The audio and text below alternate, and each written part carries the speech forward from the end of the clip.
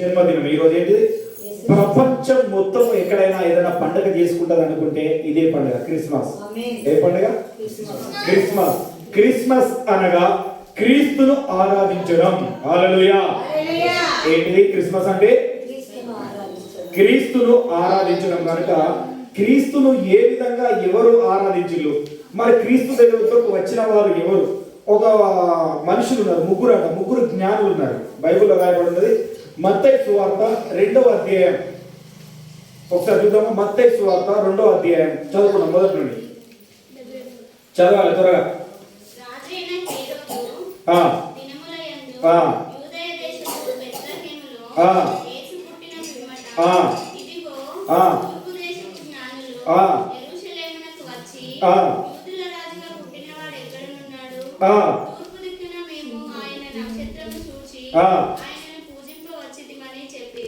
చాలు, ప్రార్థించుకున్నాం. ప్రేమ నమ్మకం కలిగిన యేసయ్య, నీకు వేలాది కోట్ల వందనాలు, స్తుతులు స్తోత్రాలు చెల్లించుకుంటున్నాను తండ్రి. వాక్యం చెప్తుండగా మీరు నాలో నుండి మాట్లాడమని వేడుకుంటున్నాను తండ్రి. ఏం మాట్లాడాలో ఏం మాట్లాడకూడదు మీరు నేర్పించమని వేడుకుంటున్నాను తండ్రి. పరిశుద్ధుడా, వినగల చెవులు, గ్రహించగల మనసును కూడా వీరికి దయచేయమని వేడుకున్నాను తండ్రి. వాక్యం మీరు హృదయంలో నాటక విలేకరు దయచేయమని యేసు నామం నడుగుచున్నాం తండ్రి. ఆమేన్. ఎవరట? తూర్పు దేశపు జ్ఞానం. ఈ జ్ఞానం గురించి ఏంటంటే బైబిల్లో కొంచెమే రాయబడినది, కానీ చాలా మంది చెప్పిన వాళ్ళు ఏం చేసిందంటే, వాళ్ళు కనుక ఈ కాలంలో ఉంటే నోబెల్ బహుమతి పొందుకునేవాళ్ళు. ఏం పొందుకునేవాళ్ళు? నోబెల్ బహుమతి అంటే చాలా గొప్ప అయిన బహుమతి. వాళ్ళు అంత పెద్ద జ్ఞానులు. ఈ యూదులకు తెలియని విషయం కూడా ఈ తూర్పు దేశ జ్ఞానులకు తెలిసింది. ఏం తెలిసింది? యేసుక్రీస్తు పుట్టాడని. మరి ఏ విధంగా తెలిసిందంటే మీకా 5వ అధ్యాయము 2వ వచనం చూసుకున్నాం. మీకా ఒకసారి చూసుకున్నాం. పాత నిబంధనలో ఒక మాట ఉంటుంది. మీకా 5వ అధ్యాయం 2వ వచనం. బెత్లెహేమా,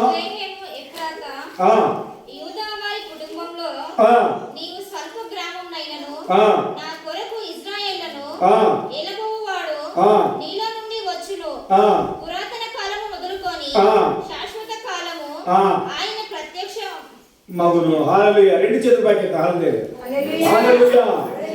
పురాతన కాలము మొదలుకొని శాశ్వత కాలము ఆయన ఏలును.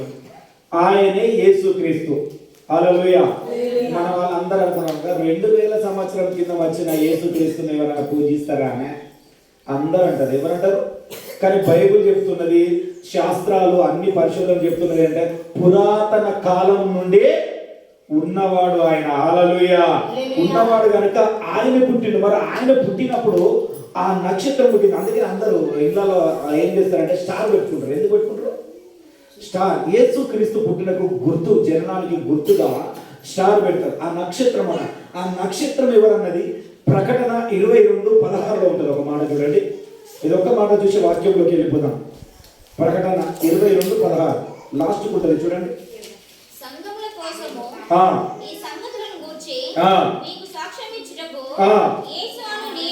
యేసు అను నేను నా దూతను పంపి ఉన్నాను.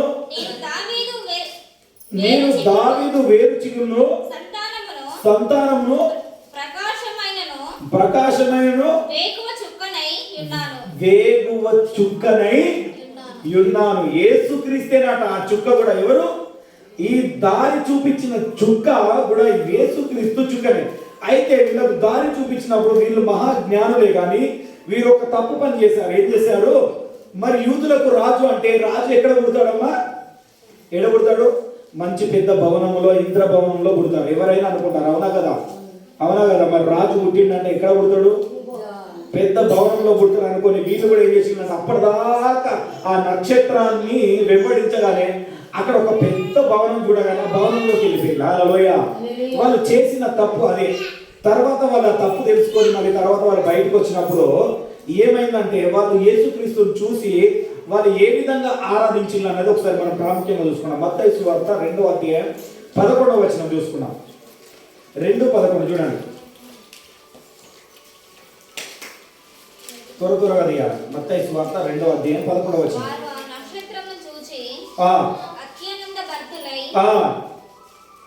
చదువు.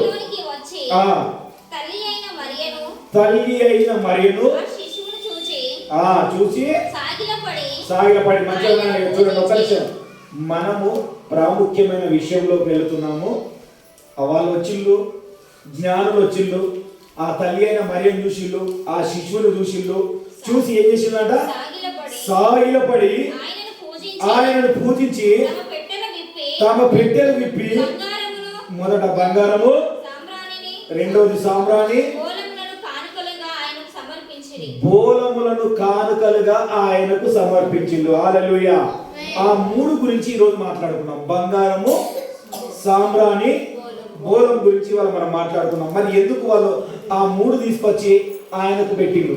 అవునా కదా? అర్థమవుతుందని చెప్పేది. ఆ మూడు పెట్టడానికి గల ప్రాముఖ్యమైన విషయం ఏమున్నది? మరి ఉన్నది కదా, వాళ్ళ జ్ఞానులు అన్నారు. వాళ్ళు అత్యంతమైన జ్ఞానులు అట, తూర్పు దేశపు జ్ఞానులు. మరి వారి గురించి ఉన్నది కనుక మరి బంగారం తీసుకొచ్చారు. బంగారం అనగానే మన వాళ్ళు ఏం చేస్తారు? గోల్డ్ చేసుకున్నాడు, చైన్ కానీ, కమ్మలు కానీ, రింగులు కానీ ఏదైనా చేసుకుంటాం. అవునా కదా? బంగారం ఏం చేసుకుంటాము? బంగారము హుందాతనాన్ని చూపిస్తుంది. ఏం చేస్తుంది? హుందాతనాన్ని. ఎక్కువ బంగారం వేసుకున్నారు అనుకో, వాళ్ళు ఏమంటారు? వీళ్ళు బాగా డబ్బులు అంటారా? అంటారా? బంగారం మన ఒంటి నిండా కనబడితే ఏమవుతుంది? ప్రత్యేకంగా కనబడతాం. హల్లెలూయా. కానీ బైబిల్లో బంగారం దేనికి సూచిస్తుంది అంటే రాజు గురించి చూపిస్తుంది. రాజు సింహాసనం గురించి చూపిస్తుంది. హల్లెలూయా. ఆ రోజుల్లో ఏం చేస్తుందంటే మొదటి రాజుల గ్రంథము 10వ అధ్యాయము 17 నుండి చదువుకున్నాం. ఒకసారి 17, 18 చూసుకున్నాం. ఆ కాలంలో ఏం చేస్తారట? బంగారంతో కుర్చీలు చేసుకునేది. రాజులు మాత్రమే బంగారాన్ని యూజ్ చేసేది ఆ కాలంలో. ఎవరు యూజ్ చేసేది? రాజులు మాత్రమే. ఇప్పుడైతే మన అందరికి అందుబాటులో ఉంది, అందరం చేసుకుంటున్నాం. కానీ అప్పుడైతే ఏం చూసుకుంటున్నది? రాజులు మాత్రమే. చదవడం మొదటి రాజులు 10వ అధ్యాయము 17 నుండి చదువుకుందాం. మరియు సుత్తెతో కొట్టిన బంగారంతో అతడు 300 కేడములను చేయించెను. కేడము ఒక్కొక్కటి 300 బంగారము తెరముల ఎత్తు బంగారము నేను. వీటిని రాజు లెబోను అరణ్యపు మందిరములో మందుంచెను. మరియు రాజు దంతం చేత పెద్ద సింహాసనం చేయించి సువర్ణంతో దాన్ని పొడిగించు. ఏం చేసిందంట? ఎవరు చేయించు? రాజులు. అందుకని యేసు క్రీస్తు రాజు అని వాళ్ళు గ్రహించి వాళ్ళ జ్ఞానులకు ముందుకే తెలియబడినది. వాళ్ళ జ్ఞానంతో వాళ్ళు గ్రహించి ఏం చేసిందంట? యేసు యొద్దకు బంగారమును తీసుకొచ్చిళ్ళు. హల్లెలూయా. మరి ఆయన బంగారం తీసుకొచ్చినప్పుడు ఏమైందంటే మరి ఆయన రాజు అని తెలిసిందా తెలియలేదా? కొన్ని విషయంలో పిలాతు కూడా ఆయన రాజు అని ఒప్పుకున్నాడు. అవునా కదా? చాలా మంది యూదుల రాజు అని ఒప్పుకుని ఆయనను చంపాలని చూసిండు. యేసుక్రీస్తు కూడా నీవన్నట్టే అన్నాడు ఒక విషయం. అవునా కదా? అన్నాడా లేదా? అంటే మీకు సందేహం వస్తుంది. అంటే మీరు ఇక్కడ వింటలేరు. వింటున్నారని వినట్లేదా? ఒకసారి చూసుకున్నాం. మత్తయి సువార్త 27వ అధ్యాయం 11వ వచనంలో చూసుకున్నాం. మీకు ఎందుకంటే కొంచెం సందేహం ఉన్నది కదా, ఆ సందేహం తీర్చుకోవడానికి అందరికి ఆకలి అవుతున్నట్టు కదా. చాలా సేపు అయింది, 2:30 అయిపోతాను కదా, 2:45 కాబట్టి ఆకలి అవుతుంది. త్వరగా ముగిస్తాను. త్వరగా చదవండి. 27:11.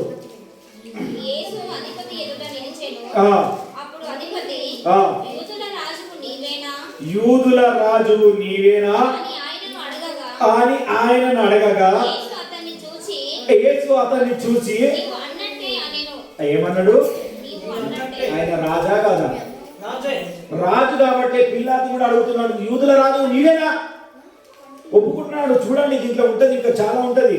ఈ యోహాను సువార్త 12:12లో కూడా ఈ మాట ఉంటది, యూదుల రాజు నీవేనా అని ఆయన అడుగుతాడు. ఒకసారి చూడండి, త్వరగా తీసుకున్నాం. ఎందుకంటే మరి రాజు బంగారం దేనికి గుర్తు అని చెప్తున్నా? రాజరికానికి గుర్తు అన్న కాబట్టి మనం చెప్తున్నాం. మీరు అందరూ నిరాశగా ఉంటే నాకు చెప్పడం వల్ల కుతూహలం పోతుంది కనుక మీరు త్వరగా తీయాలి. యోహాను సువార్త 12వ అధ్యాయము 12 చూడాలి. మరునాడు ఆ పండుగకు వచ్చిన బహుజన సమూహము యేసు యెరూషలేమునకు వచ్చి ఉన్నాడని విని ఖర్జూరపు మట్టలు పట్టుకొని ఆయనను ఎదుర్కొనబోయి జయము ప్రభు పేరిట వచ్చుచున్న ఇశ్రాయేలు రాజు. ఎవరట?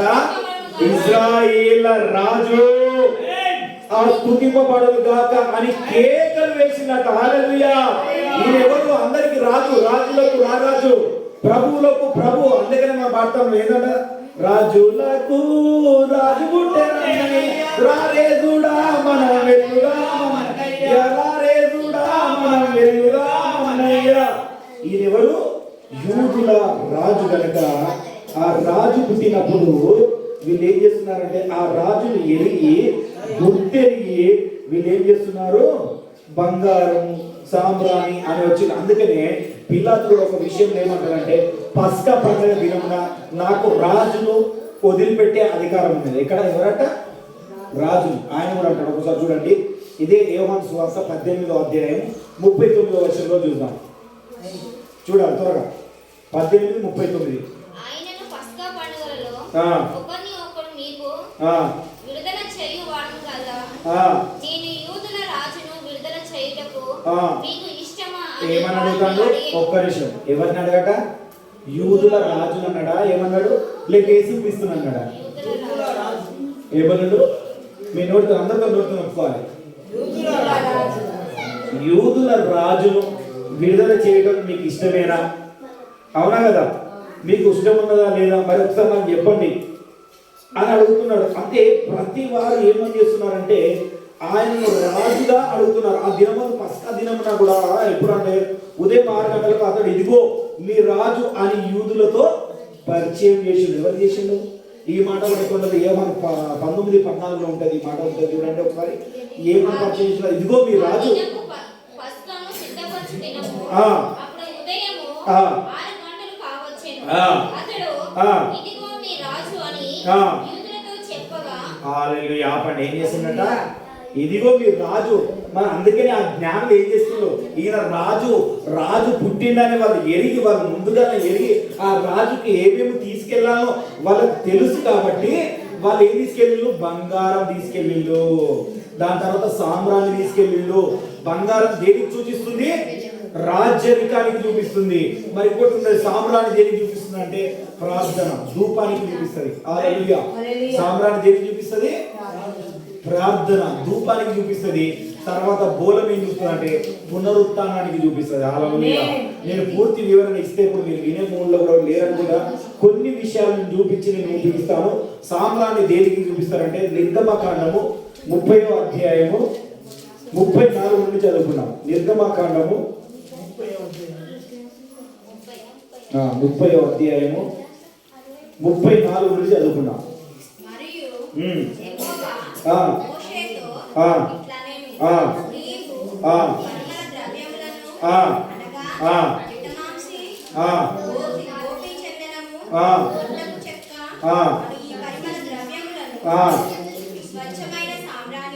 ఏంటంట? స్వచ్ఛమైన సాంబ్రాణిని సమభాగములుగా తీసుకొని వాటితో ధూప ద్రవ్యములను చేయించవలెను.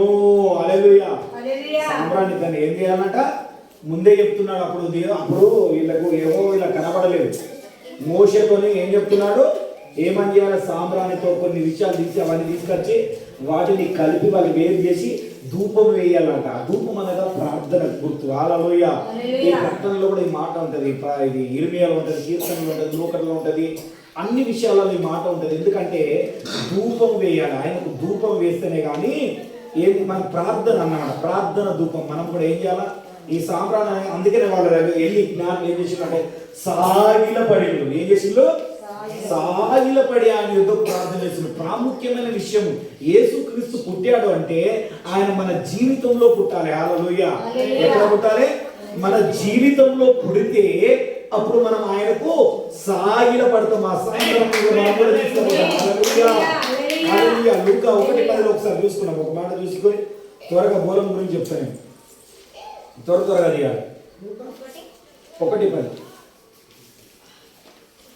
సమయమందు ప్రజల సమూహమంతయు వెలుపల ప్రార్థన చేయుచుండగా ప్రభు దూత ధూప వేదిక కుడివైపున నిలిచి అతనికి కనబడెను. హల్లెలూయా. ఏమంట మరి? ఇప్పుడు ఇంతకుముందు ఏం చేసినాం కదా, సాంబ్రాణితో ధూపం ఏమన్నారు కదా. మరి ధూపం అంటే ఏంటిది? ప్రార్థనే కదా. ఎందుకంటే యేసుక్రీస్తు పుట్టిన తర్వాత ఏం చేసిందంటే ఇది చాలా ప్రాముఖ్యమైన విషయం. ఎందుకంటే అప్పుడు ఏంటంటే ఇలా ధూపాలు వేయడాలు, నైవేద్యాలు ఇవన్నీ ఉండే యేసుక్రీస్తు వచ్చిన తర్వాత వీటి ద్వారా వీళ్ళు నా దగ్గరికి రావడానికి దూరం అవుతుందని ఆయనే ఈరోజు పుట్టి తనకు తాను సమర్పించుకొని పునరుత్థానుడైన చేసిండు.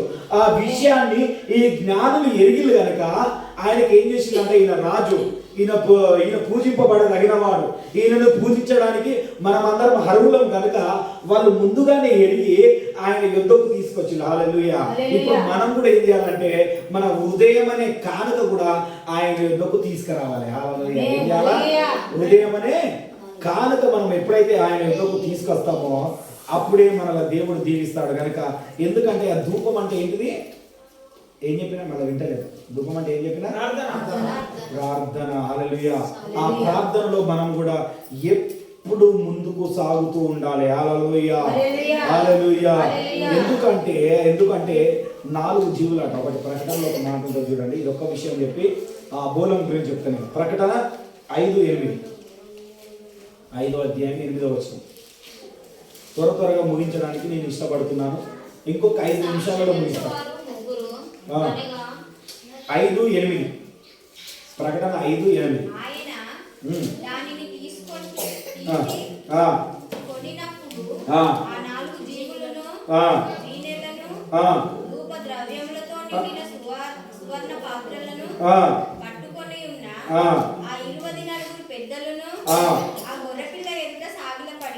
అబ్బా, ఎక్కడ సాగిపడ్డాట? గొర్రెపిల్ల ఎవరు మరి? అవునా కదా? సామ్రాణి దేనికి గుర్తు? ప్రార్థన గుర్తు. ఆ ప్రార్థనకు వారి ముందు పడేం చేసిందంట? సాగిల పడింది. అందుకే నేను చెప్తున్నా ప్రాముఖ్యమైన విషయం. క్రిస్మస్ అనగానే ఆ కన్యమరియమ్మ అందు గర్భమందు యేసుక్రీస్తు పుట్టిండు, ఇవన్నీ అందరికి తెలిసింది. కానీ ఆ తెలిసిన విషయాన్ని చెప్పడం కాదు, కానీ వాళ్ళు తీసుకొచ్చి ఏం చేసిళ్ళు? హల్లెలూయా. అర్థమవుతుందా? ఆయనని ఎరిగిళ్ళు వాళ్ళు. ఈయన యూదుల రాజాని ఎరిగిళ్ళు, ఈయన పూజింపబడిన వాడని ఎరిగిళ్ళు, ఈయన చనిపోయి 3వ నాడు తిరిగి లేస్తాడని ఎరిగిళ్ళు కనుక. అందుకని ఏం చేసిందంటే 3 విషయాలు తీసుకొచ్చిండు. మొదట రాజుగా గుర్తించి తీసుకొచ్చిళ్ళు. రెండోదిగా ఈయన పూజింపదగిన వాడు, ఆరాధ్య దైవము, ప్రపంచమంతా ఈయన పూజింపదగిన వాడు అని తెచ్చిళ్ళు. బోధం అనగా పునరుత్థానానికి గుర్తు. ఏంటిది? బోధం ఏమిటిది? పునరుత్థానానికి గుర్తు. ఇది ఎక్కడ ఉంటుంది అంటే యోహాను సువార్త 19వ అధ్యాయం 39వ వచనం. అర్థమైంది. అందుకనే వాళ్ళు ముందుగానే జ్ఞానులు ఎరిగి ఈ విషయాన్ని ఎరిగి ఆ 3 తీసుకొచ్చి అక్కడ పెట్టి ఆయన ఆరాధించు. అది కదా క్రిస్మస్ అంటే. హల్లెలూయా. క్రిస్మస్ అనగా నీలో నాలో కూడా దేవుడు నివసిస్తే ఆయన యందు నీ హృదయాన్ని ఆయన ఎదుట పెట్టి ఆయన ప్రార్థించి ఆయనకు మనం ధూపం వేస్తే ఆయన మా ప్రార్థన ఆలకించి మనకు కావాల్సినవి అన్ని అప్పుడు ఇస్తాడు. ఎందుకు ఇస్తాడు అంటే ఆయన పునరుత్థానుడైన యేసు కనుక. ఒకసారి చదువుకున్నాం యోహాను సువార్త 19:39. ఈ విషయాన్ని చెప్పి నేను ముగిస్తాను. మొదట రాత్రి వేళ ఆయన యొద్దకు వచ్చిన నికోదేము కూడా బోళంతో కలిపిన అగారు రమారమి 150 సేర్ల ఎత్తు తెచ్చెను. ఏం తెచ్చిందట? తెచ్చి ఆయన చనిపోయినప్పుడు ఆయనకు బోలం పూసిందట. ఖరాబ్ కాకుండా ఏం చేసిందో బోలాన్ని పూసి తీసుకొచ్చి ఆయనకు అక్కడ ఉంటుంది అంతటా యేసు దేవుని ఎత్తుకొని వచ్చి యూదులను పాతిపెట్టి మర్యాద చొప్పున ఆ సుగంధ ద్రవ్యము దాన్ని పూసి నార బట్టలతో చుట్టిరి. అవునా కదా? అప్పుడు చుట్టినప్పుడే కదా మన 3వ దినమున తిరిగి లేచింది యేసుక్రీస్తు. అవునా కదా? ఆ విషయాన్ని వాళ్ళు ఎవరో తూర్పు దేశపు జ్ఞానులు ఎరిగి వాళ్ళు వచ్చి ఆ 3 తీసుకొచ్చి బంగారము సాంబ్రాణి బోరం తీసుకొచ్చి పూజించింది. కానీ అన్ని తెలిసిన మనం ఏం పూజిస్తున్నాం? ఆయనను మన హృదయాన్ని ఇస్తున్నాం ఆయనకు. క్రిస్మస్ అంటే ఏంటిది? క్రీస్తుని ఆరాధించడం. అందుకనే నేను చెప్పిన క్రిస్మస్ అనగా క్రీస్తుని ఆరాధించడం. క్రీస్తు మాత్రమే ఆరాధించబడాలి. ఎవరైనా హ్యాపీ క్రిస్మస్ అంటే మేరీ క్రిస్మస్ అంటారు. ఎందుకు మేరీ క్రిస్మస్ అనేది కదా? తప్పు అనకూడదు. మరియమ్మ కాదు ఇక్కడ ఆరాధించబడేది, ధన్యురాలు. ఏంటి? స్త్రీలలో ఆశీర్వదించబడిన దానవు నీవు. అందరూ నిన్ను ధన్యురాలు అంటారు, అంతేగాని నిన్ను పూజింపరు. హల్లెలూయా.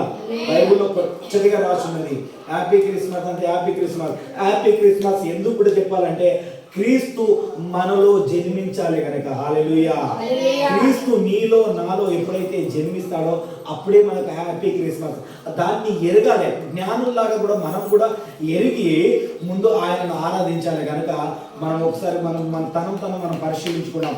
ఒకసారి క్రీస్తు మనలో పుడుతున్నాడా లేదా, మరి క్రిస్మస్ సందర్భంగా క్రీస్తు మనలో జన్మిస్తున్నాడా లేదా అన్నది ఒకసారి మనం పరీక్షించుకున్నాం. అందరూ మోకరించినట్లయితే ప్రార్థించుకున్నాం, అందరూ పరీక్షించుకున్నాం. హల్లెలూయా. యేసయ్యా నీకు వందనాలు.